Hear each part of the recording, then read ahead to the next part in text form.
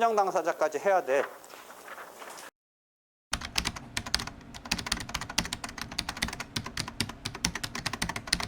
오늘 계속 다수 당사자 소송 이야기를 하는데요.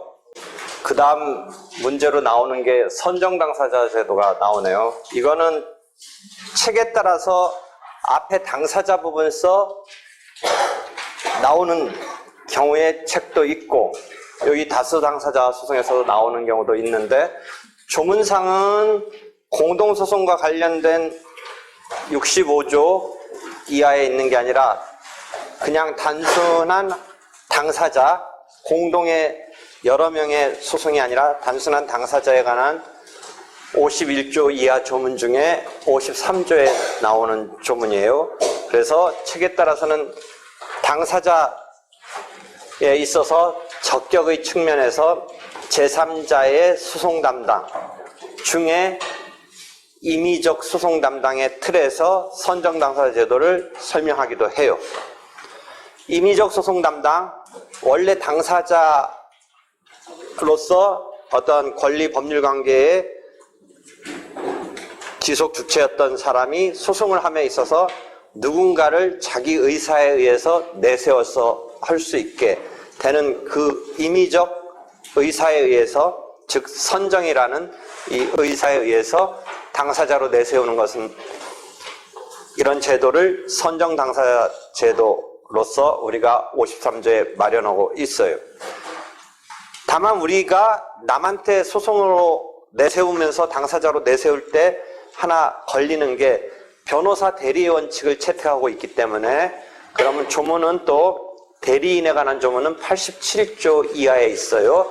그러니까 65조부터 86조까지가 다수 당사자 소송에 관한 조문이고, 그 당사자, 복수의 당사자, 다수의 당사자 다음에 87조부터 대리인에 관한 조문이 있는데, 변호사 대리의 원칙의 잠탈적인 이런 수법으로 쓰일 확률 뭐 등등을 생각해서 남을 당사자로 내세우는 게, 이 상황은 제3자를 내세운다라는 게 그게 대리인이냐, 대리인으로 내세우느냐, 당사자로 내세우느냐의 상황적인 결과는 제3자가 등장하는 국면에서 일부 오버랩 되니까 그 부분에 대해서 한편에서는 변호사 대리의 원칙은 대리인으로 내세울 때 변호사 대리의 원칙이 있기 때문에 변호사 아닌 자를 대리인으로 내세우면 안 되는데, 소송 대리인에서 임의의 소송 대리인으로서, 한편으로서는 임의의 의사에 의해서 당사자로 내세울 수 있다라는 게, 그게 이 법적 성질은 틀리지만 제3자가 등장한다라는 상황은 일부 결과적으로는 마찬가지 꼴 비슷하게 나타나니까 한쪽에서 금지하는 것을 이쪽에서 잠탈할 우려가 있지 않는가, 임의적 소송 담당에 있어서. 그래서 함부로는 임의적 소송 담당은 인정하지 않지만 필요에 의해서 53조가 공동의 이해관계에 있는 다수자가 소송을 함에 있어서 간이하게 이렇게 처리할 수 있도록, 절차를 진행할 수 있도록 누군가를 그 자들 가운데서, 그러니까 요건이 그냥 생으로 어떤 바깥에 관계없는 사람을 내세우면 변호사 대리 원칙을 잠탈할 우려가 있으니까 그 자들 가운데서 선정해서 당사자로 내세우는 그런 한도에서는 임의적 소송 담당을 허용하고 있어요. 그래서 53조 조문을 보면 공동의 이해관계에 있는 다수자가, 이 다수자는 조금 상당한 수를 염두에 둔 게 뭐 일반적으로 우리가 이미지로 떠오르지만, 다수의 의미는 사실은 2명 사이에서도 할 수 있어요. 2명 갖고도 다수의 뭐 의미로서 할 수는 있는데, 그렇지만 우리가 이미지상은 상당한 다수를 상정하는 게 이렇게 떠오르죠. 하여튼 그렇더라도 2명이면 쓸 수는 있어요. 그 다음에 원고 측에서도 쓸 수가 있어요. 피고 측에도 쓸 수가 있어요. 그러니까 피고 측에서 쓴다는 건 조금 순간적으로 또 그 이미지가 잘 안 떠올라요. 원고 측은 자기네가 소송을 하려는데 그 자들 가운데서 누군가를 대표격으로 내세워서 한다라는 게 이미지가 떠오르는데, 이 피고는 원고로부터 당하는 입장에서 뭐 당하고 나서야 그 중에 우리 누가 할래? 대표식으로 한다는 개념은 있을 수 있는데, 그러면 이 선정 당사자는 소송 도중 말고 소송하기 전부터 그렇게 선정해서 내세운다. 이런 개념에 있어서 원고 측은 이렇게 이미지가 떠오르는데 피고 측은 이미지가 좀 잘 안 떠올라요. 소송 들어온 다음에 자기네끼리 피고가 된 것에서 이제 자기들끼리 누구를 선정한다. 라는 뭐 이런 이미지는 소송 들어온 다음에는 그래도 딱 잡히는데 소송 들어오기 전부터 피고가 무슨 선정해서 누군가를 당사자로 내세운다. 지금 자기가 소송 당하는지 안 당하는지도 아직 이 미정인 이런 상황에서 그러니까 피고 측의 경우는 딱 떠오르지가 않아요. 그래서 선정 당사자 그 문제 마지막 가면 내가 변호사 시험 객관식에 뒤에 관련 문제 보면 냈는데 그래가지고 내가 거기에 아무 여러분은 의미 없이 보는데 그냥 상황 설정을 거기에 보면 원고 측이란 말을 못 박았어요. 이렇게 문제 봐봐요. 객관식 문제 아마 어딘가 있을 거예요. 내가. 그게 왜 그러냐면 여러분이 또 어필할까봐 그랬어요. 이게 피고 측의 경우는 그 이미지가 안 떠오르니까 혹시 어필할까봐 내가 그냥 원고 피고라는 말 없이 그냥 들어가도 되는데 거기에 아마 원고 측 이렇게 뭘 해놨죠 내가 질문에. 그때 왜 그랬냐면 이것도 괜히 또 그런 거 갖고 트집 잡아가지고 어쩔까봐 내가 피고는 그냥 혹시 그런 문제점이 혹시 생각할까봐 원고 측으로 한정해서 그 지문을 만들었던 지금 기억이 있네요. 하여튼 원고 측이든 피고 측이든 쓸 수 있어요. 그 다음에 소송 계속 전이든 소송 진행 도중이든 쓸 수 있어요.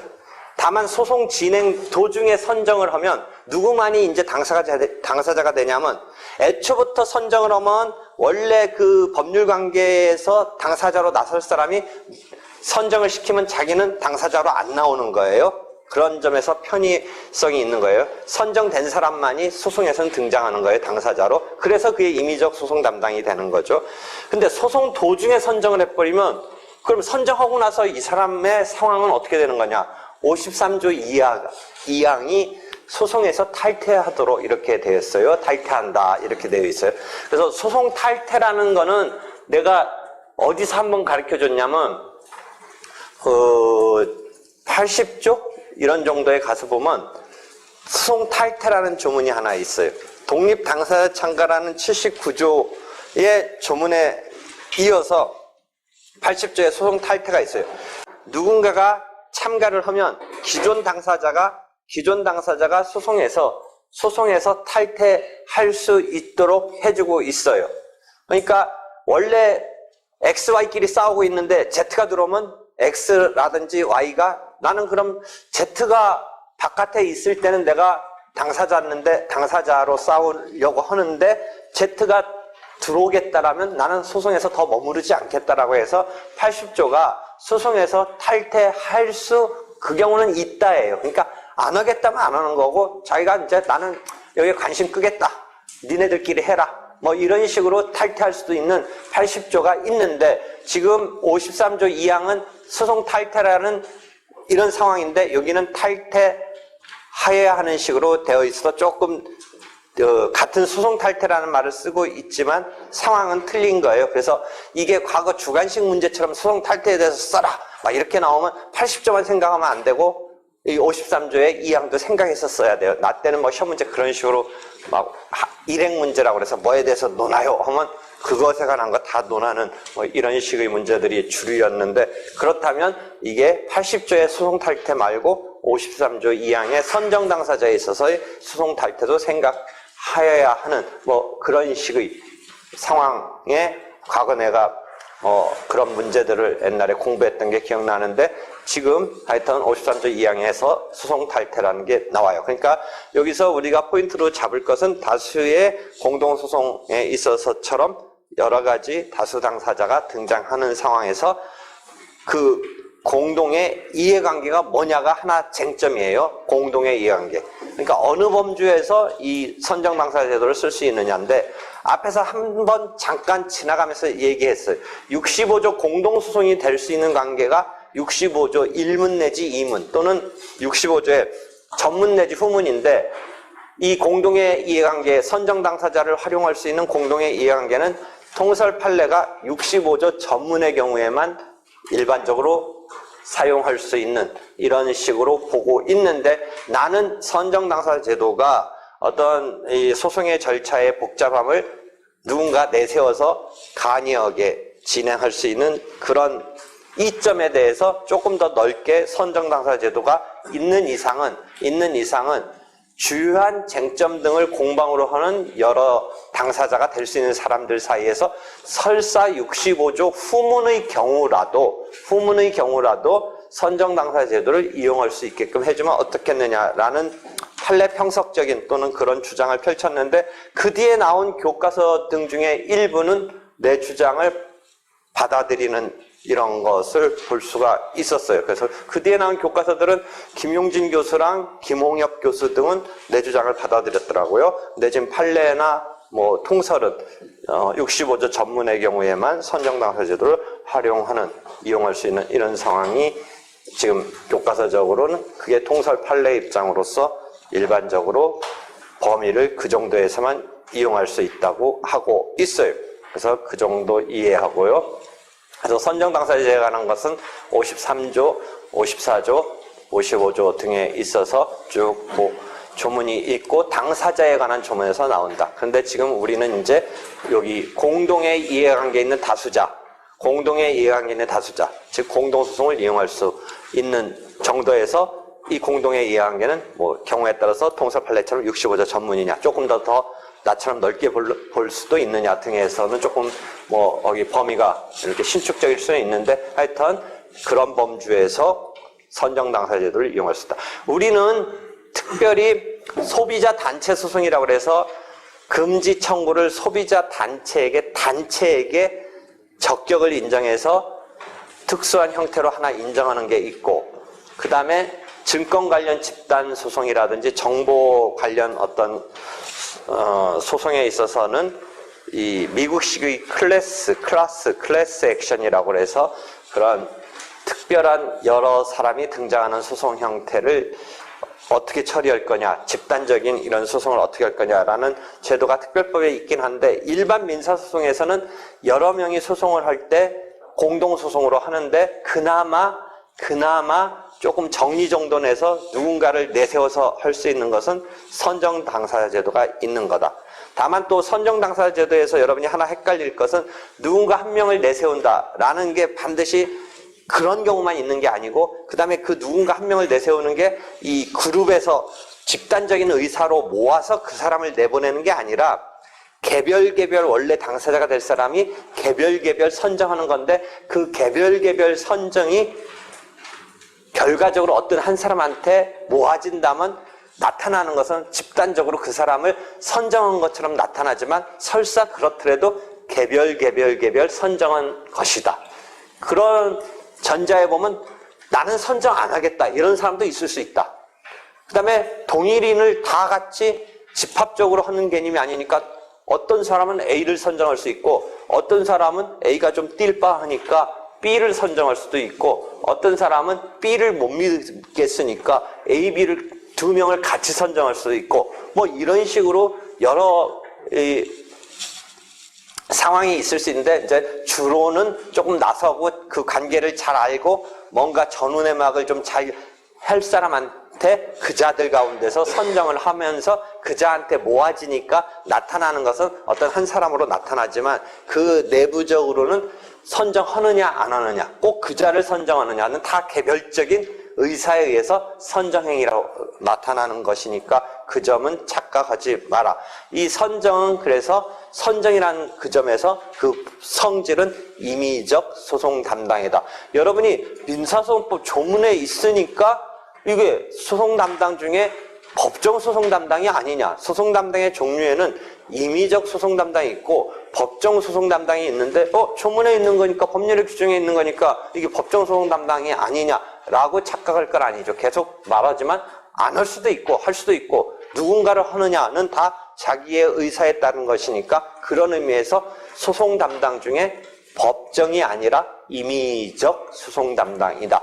임의적 소송 담당이에요. 이 임의적 소송 담당하고 또 임의적 당사자 변경하고 헷갈려 하지 마세요. 임의적이란 말을 구사는 항상 소송법에서 또는 민법서도 뭐 그렇게 이해하면 되는데 법정과 대비되는 임의적은 의사에 따른 건데 임의적 소송 담당과 임의적 당사자 변경은 그 뒤에 임의적이라는 이게 수식하는 말은 공통되지만 같은 말이지만 당사자 변경하는 것은 지 마음대로 당사자 의사에 의해서 변경한다. 이것은 공식적으로 인정되지 않는다. 임의적 소송 담당, 지 마음대로 누군가를 당사자로 내세운다. 공식적으로 인정되지 않는다. 이런 것 때문에 자꾸 헷갈리는데 당사자 변경은 당사자를 바꾸는 거고 소송 담당도 뭐 어떻게 본다면 자기가 할 거 누구 내세우니까 당사자 바꾸는 거 아니냐 뭐 이런 식으로 생각할 수 있는데 하여튼 그 내세우는 그 당사자로 내세우는 것은 소송 담당이라는 용어로 부르는 거고 당사자 변경이라고 할 때 그거하고 구별을 해라. 하여튼 그런 게 지금 선정 당사자에서 쟁점이야. 마지막 하나 지금 선정 행위는 독자적으로 하는 것이다. 이런 게 하나 쟁점이 되는 거죠. 그 다음에 여러분이 변호사의 경우는 신급 대리의 원칙, 신급 대리의 원칙이라고 해서 그 신급에 한정해서 이제 변호사의 소송 대리권이 주어지는 게 원칙이야. 그래서 여러분이 극단적으로 보면 이 변호사 선임할 때 선임료도 당사자 입장에서는 뭐 이기면 이긴 대로, 지면 진 것대로 계속 자기가 항소, 상소, 상고 하면서 막 싸우려면 한번 부탁을 하고 자기가 싫다고 하지 않는 이상 끝끝내 이 해결의 완결이랄까 종결, 끝장 볼 때까지 해주리라고 생각하지만 법 이론적으로는 그 신급에 한정되는 거고 그 다음에 항소심에서는 또 같은 변호사라도 또 의임장이 들어가야 돼. 그러니까 변호사 입장에서는 이렇게 말할 수도 있어. 수임료는 신급마다 받겠다. 1심에서 500만 원 받고 패소해가지고 당사자는 아이씨 이기지도 못하고 지고 해서 항소나 해주셔 했더니 이 변호사가 떵떵거리면서 다시 또 이번에 항소심이니까 800만 원쯤 내야 돼요 하면 이 경우 당사자가 이제 열받지. 그러니까 그렇게 말할 수도 있어. 물론 애초에 수임계약에 뭐 막바지까지 다 잘한다 뭐 이런 식으로 어느 정도 구두로도 말하고 뭐 굳이 말 안 했어도 변호사가 그렇게 뭐 마지막까지 하겠다라는 뭐 각오랄까 이런 거 있을 경우도 있지만 원칙적으로는 그 신급만 하는 거야. 그래서 1신급 마치면 항소심에서 다시 의임, 선임계 들어가고 보수도 다시 달라고 하려면 뭐 법이론적으로는 가능한 거야. 근데 이제 당사자한테 의임장 다시 받고 하면서 돈은 그냥 애초에 그러니까 넉넉하게 뭐 그런 걸 감안해서 마지막까지 처리해줄 생각으로 뭐 좀 그것까지 감안해서 받았다든지 또는 오히려 성공보수를 건다든지 뭐 등등 여러 가지 있을 수 있는데 하여튼 이론적으로는 신급 대리의 원칙이라고 하는데 그럼 이 선정행위는 지금 계속 우리가 소송 담당하고 대리인 제도로 그러니까 비교하는 거야. 비교해서 여러분이 머릿속에 넣고 있어야 되는데 이 소송 대리인이 등장하는 임의 대리인이 등장하는 국면과 이 지금 담당자로서 결과적으로는 이 본질은 틀린 것이지만 제3자가 등장한다. 이런 결과적인 상황은 유사 내지 똑같으니까 이 점에 대해서 비교를 하는데 선정 당사자에 있어서의 선정은 신급적으로 해야 되느냐의 부분서 그게 어떻게 볼 거냐인데 실제 판례는 이걸 좀 종료시까지 그 신급으로만 한정하지 않고 종료시까지 그 사건의 마무리까지 그러니까 항소가 된다면 항소 뭐 이런 상황까지를 넉넉하게 보는 입장이야. 그러니까 이쪽 변호사 대리에 있어서 신급 대리 원칙과 달리 이쪽에 있어서의 선정은 소송 종료시까지. 그래서 나중에 이 문제에서도 나오는데 거기에 제1심에 한해서 선정한다라는 어떤 선정서가 있음에도 불구하고 그 1심에 한정한다라는 취지는 그 신급을 한정한다는 의미보다는 이 사건을 특정하는 의미에서만 쓴 것이다라고 해서 그 문구를 약간 무시하는 이런 식의 해석을 판례가 펼쳐. 그래서 학설 등에 있어서는 아니다, 그거 엄격하게 그 사건의 1심이라는 의미를 좀 살려서 이게 봐야 되는 거 아니냐 이 비판도 하는데 판례는 그것을 갖다가 그냥 완화해서 사건을 특정하는 정도에서 쓴 거지 진짜 신급적인 의미로까지 쓴 거라고까지는 봐줄 게 아니다 뭐 이런 식으로 지금 하고 있어요. 그래서 그런 정도고 지금 신급 대리 얘기를 하는 마당에 만약 소송 도중에 당사자가 사망하면 어떻다고 그랬지 그때? 소송 도중에 당사자가 사망되면? 그렇지. 233조에서 중단된댔지. 그런데 지금 선정 당사자. 선정 당사자에서도 계속 대비하라고 그랬지. 선정 당사자의 경우에 그것에 해당하는 선정 당사자에 해당하는 그것을 본인의 사망처럼 여기도 만들면 본인이 맡겨놓고 소송 대리인한테 맡겨놓고 본인이 사망하면 지금 어떻게 되느냐? 중단되느냐? 뭐 소송 대리인이 있으니까 어떻게 되느냐? 그 얘기를 계속 했는데 똑같이 이쪽 상황을 한번 생각해봐. 선정을 했는데 그 선정자가 사망을 했어. 선정자. 그럼 어떻게 될 것 같아? 여기선 선정자가 사망을 했어. 그 다음에 다시 장면은 바뀌어서 이 장면하고는 구별해 소송 대리의 경우에 소송 대리인이 사망한 경우. 그럼 이쪽의 장면에서는 누가 사망한 경우처럼 대비돼? 선정 받은 당사자가 사망한 경우. 그건 지금 말하지 않는데 지금 말하는 거면은 이쪽에서 본인이 사망했다. 이 본인에 해당하는 게 이쪽에서 선정한 사람이 사망했다. 라는 건데 조문은 없는 것 같아. 선정자 사망에 관한 조문은 없어. 그러면 그런 상황이 나올 수는 있겠지. 분명히 선정한 사람이 사망을 했어. 그럼 이거 어떻게 될 것 같아?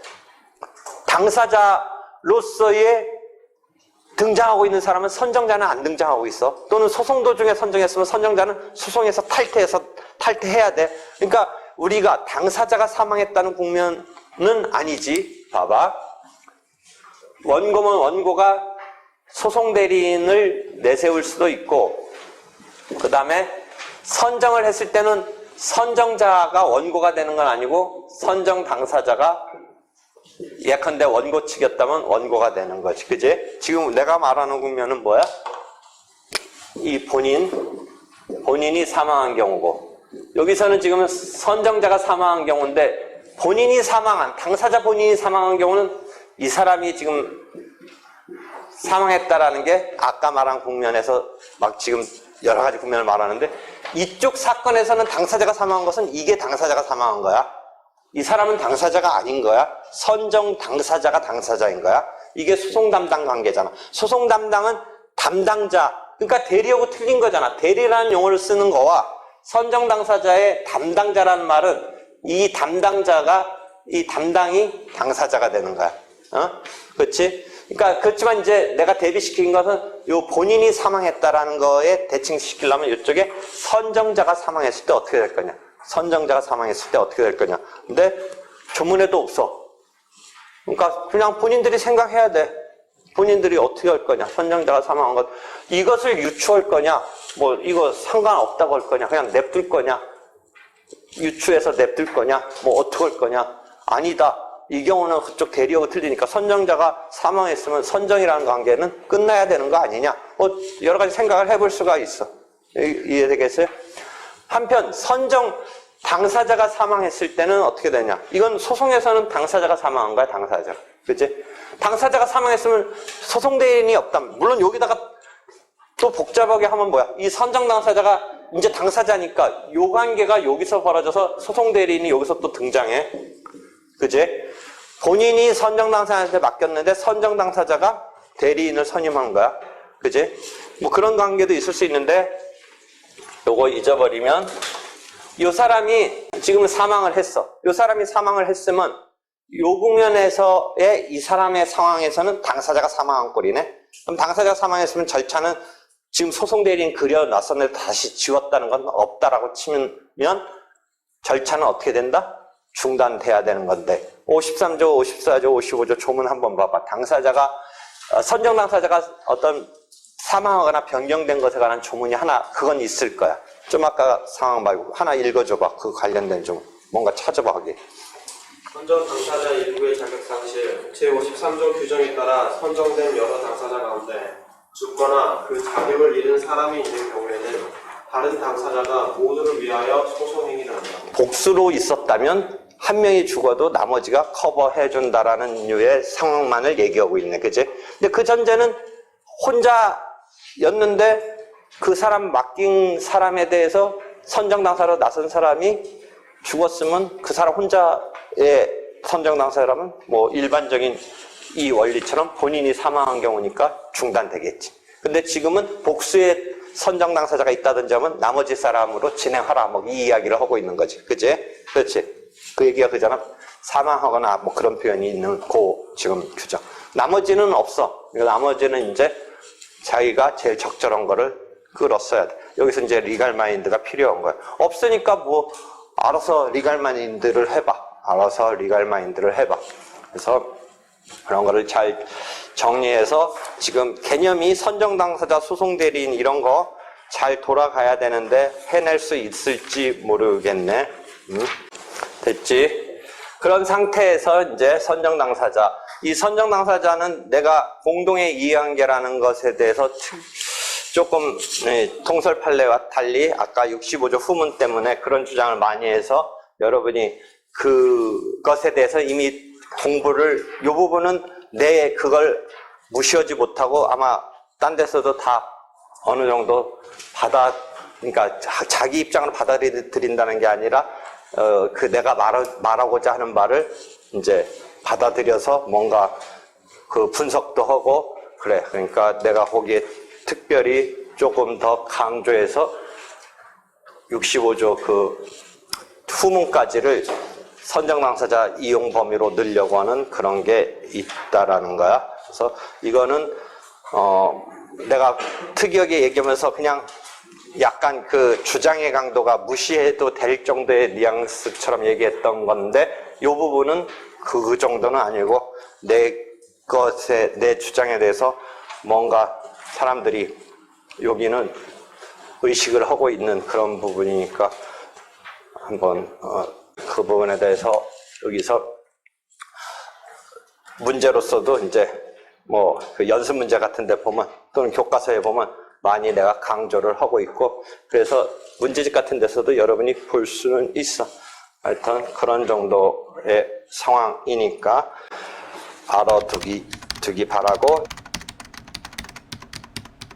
공동의 이해관계 있는 자가 다수 있을 때 이 공동의 이해관계는 뭐다?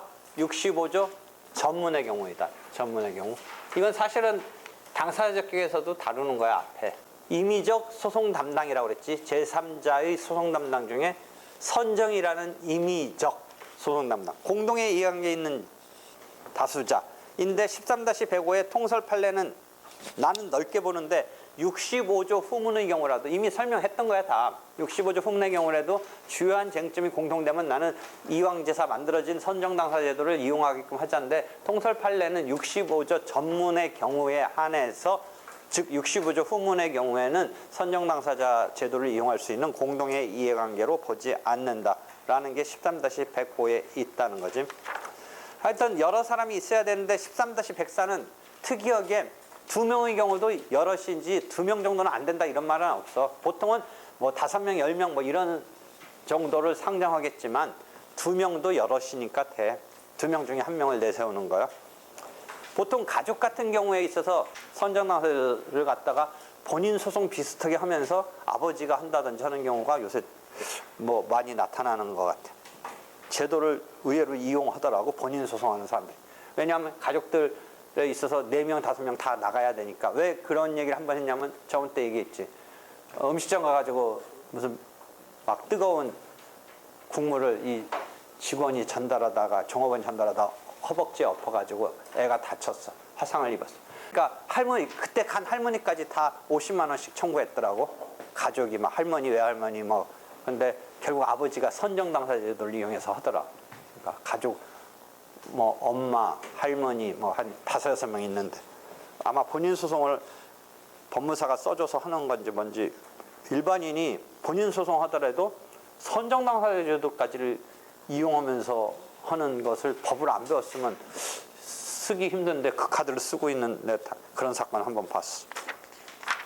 그 다음에 13-106은 그 자들 사이에서 선정해야 돼. 우리 5명이 소송하려는데 뜬금없이 바깥에 사람 쓰는 건 아니야. 그러니까 변호사 대리의 원칙 등을 생각해봐서 이게 뜬금없이 딴 사람 쓰면 안 되는 거야. 자기들 사이에서. 그러니까 임의적 소송 담당이 일반적으로 또 임의적 소송 담당하고 임의적 당사자 변경하고 구별하라고 했지. 임의적 소송 담당인데 법정이 아니지. 근데 자꾸 틀리는 게 거의 안 틀리는데 조문에 있으니까 법정 소송 담당 아닌가 이렇게 생각하지 말라는 거지. 소송법에 있는 53조에 특이하게 임의적으로 제3자를 담당자로 내세우는 것은 원칙적으로 실무는 금한다고 그랬지. 그래서 여러분이 앞에서 당사자격 때 배우잖아. 특이하게 조문에 있는 거지. 그 조문에 있는 것의 취지에 있어서 변호사 대리 같은 것 등과 관련해서 잠탈할 가능성 등 관련해서 공동의 이해관계를 가지는 자기네 사이에서 선정하라는 거지. 그렇지? 그다음에 선정의 방법은 그때 설명했듯이 자기 안 해도 돼. 꼭 이걸 집단적으로 선정하는 게 아니야. 개별 당사자가 될 수 있었던 사람의 공동의 이해관계는 자가 이렇게 보통은 한 사람한테 모아서 맡기는 꼴로 나타나지만 개별 선정하는 거고, 자기는 선정 당사자를 선정하지 않고, 즉 임의하지 않고 선정하지 않고 자기가 직접 소송에 나갈 수도 있는 거야. 그래서 이런 상황이 벌어져. X1, X2, X3인데 X1, X2는 X1을 내세웠어. 그러면 진짜는 이제 이렇게 되지. 그럼 요 두 사람의 관계는, 요 사람은 선정 당사자로 나온 거고 요 사람은 직접 당사자로 나온 거지. 그럼 요 관계는 원래의 관계에 따르는 거야. 그러니까 여기도 이 두 사람은 통상공동소송 관계. 이게 원래 통상공동소송 관계라면 의 얘기를 13-107에 써놨어. 그런 게. 그 다음에 13-108에 개별적으로 선정한다. 선정의 시기는 소송 계속 들어가기 전에 선정하는 것을 일반적으로 우리가 떠올릴 수 있는데, 소송하다가도 선정할 수 있다야. 그 선택형에서 그냥 조문적인 문제로 물어볼 수 있어. 이건 판례도 아니고 뭐 그냥 조문에 그렇게 돼 있어. 그러니까 우리가 언뜻 떠올리기는 소송 전에 선정하고 이제 시작하는 거가 일반적이니까 혹시 그걸 확인하는 거야. 소송 도중에도 할 수 있다. 그다음에 선정이 되면 소송 전은 그런 조문이 나올 필요가 없어. 근데 소송 도중에 선정하면 탈퇴한다는 규정이 있어. 그 다음에 요 포인트는 이건 잘 안 물어보던데 굳이 물어본다면 요때는 탈퇴한다야. 아까 참가승계, 인수승계, 독립당사자 참가는 탈퇴할 수 있다야. 그냥 머무를 수도 있지만 탈퇴할 수 있다인데, 여기서는 선정을 소송 도중에 하면 선정한 사람은 탈퇴한다야. 그 다음에 탈퇴한 자에게 판결의 효력이 미친다 등등은 218조 3항에 의하는 거야. 218조 3항에 의해서 소송 탈퇴자에게도 판결의 효력이 미친다. 이런 거지. 13-12가 그런 얘기가 있네. 13-112가 선정자에게도 판결의 효력이 미친다라는 거지. 그래서 그런 이야기가 있고, 그다음에 집단소송제도 이런 게 있다라는 거지. 그러니까 우리는 일반적으로 뭐 블로그 만들어서 이렇게 하는 뭐 정보 유출 소송 이런 게 실제는 공동소송이고, 변호사를 그 여러 사람이 대리인으로 선임하는 형태로 나타나는 거고, 그걸 집단소송으로 본격적으로 하는 건 드물어.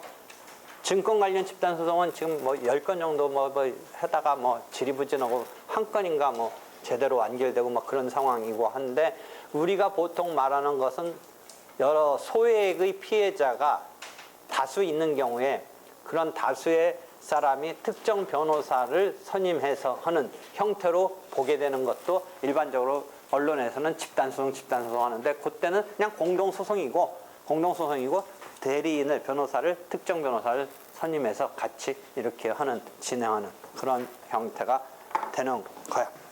되겠지? 여기까지 질문 없으면 오늘 여기까지 하고 다음 시간에 상소 재심 할 테니까